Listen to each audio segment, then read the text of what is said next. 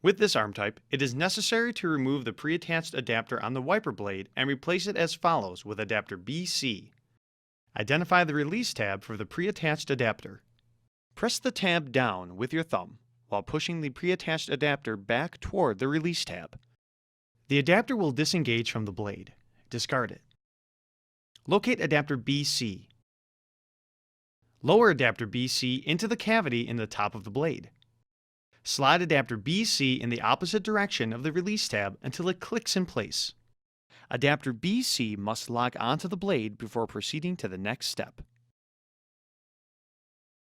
Press the tab on the front of adapter B. Lift shim C off of adapter B and discard it.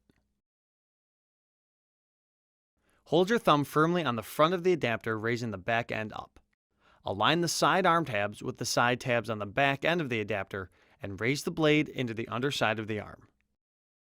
The tab inside the hole in the top of the arm must go underneath the upper tab at the back end of the adapter.